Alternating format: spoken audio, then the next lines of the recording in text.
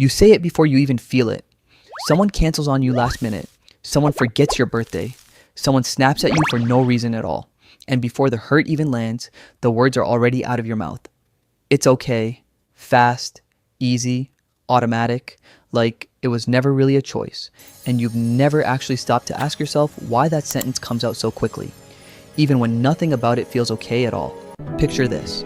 You had plans with someone you actually cared about seeing. You were looking forward to it more than you let yourself admit, even to yourself. Then the text comes in. Something came up. Can we reschedule? Before the disappointment even fully lands, your fingers are already typing back. No worries at all. It's totally okay. You even add the exclamation mark, just to make sure they don't feel bad about it. Meanwhile, you're sitting alone in a room that suddenly feels a little too quiet. Somewhere underneath your calm reply, something in your chest sinks a little. Nobody looking at you would ever know that anything happened at all. You'll probably still smile the next time you see them too. This didn't start with that text message. It started a long time before that. Back when you were small and your whole world was a lot smaller too. Maybe it was a house where one person's mood could change the temperature of every room. Maybe you learned, without anyone teaching you directly, that when a certain person got upset, things got unpredictable. Unsafe even. Maybe there was a time you did say how you really felt and it didn't go the way you hoped. Maybe you were told you were too sensitive. Maybe the silence afterward got heavier, not lighter. So you found a way to stop it before it happened. You paid attention to the small things. A shift in tone, a long sigh, a certain look.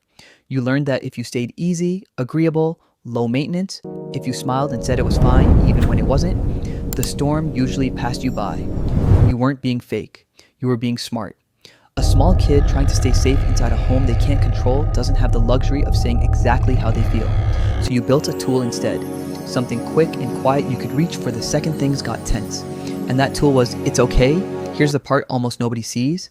Underneath every easy, breezy, it's okay, there's a quiet cost. A small tally being kept somewhere you don't fully look at. Every time you swallow the hurt to keep someone else comfortable, a part of you goes unheard. Not by them, by you. You get so good at performing fine that sometimes you forget to check whether you actually are. And when the frustration finally does show up, you feel guilty for even having it. You already told them it was okay after all, so now the hurt has nowhere to go and neither does the resentment quietly building underneath it.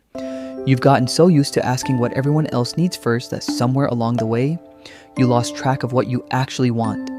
The disappointment doesn't disappear just because you didn't say it out loud. It goes somewhere, into your shoulders, into the tightness behind your eyes by the end of the day, into an exhaustion that doesn't quite make sense because on paper, nothing even happened.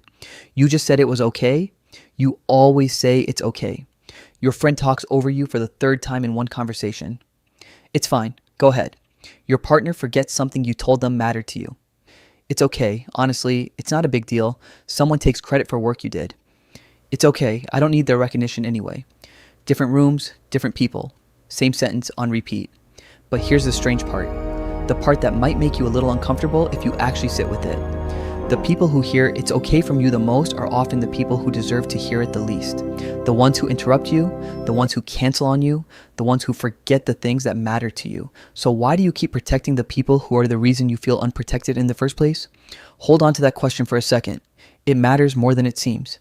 Here's what it's really pointing to. You keep saying it's okay to the people who hurt you because that sentence was never really about them. It was about you staying safe. Somewhere along the way, your nervous system learned a rule.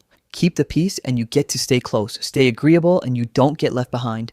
So even now, as a fully grown, capable adult, that old rule still runs quietly in the background.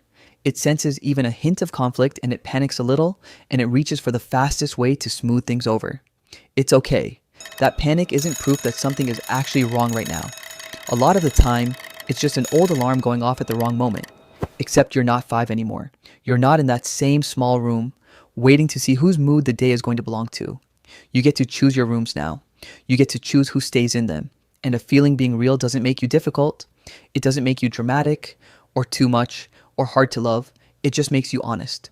The skill that kept you safe back then isn't the same skill that lets you feel safe now. Back then, disappearing a little was smart. Now, it's just a habit that's outlived its reason.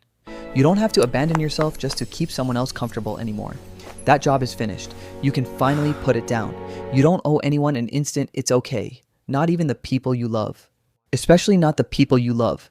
They deserve your honesty more than your ease. So next time that sentence starts rising in your throat automatically, pause for 1 second before you say it. Not to punish anyone. Just ask yourself, is this actually okay? Or am I just trying to stay safe again? You don't have to change the answer today. Just notice the question. The version of you that learned to say it's okay did an incredible job keeping you safe. Now, slowly, you get to learn a new sentence. One that sounds a little more like the truth.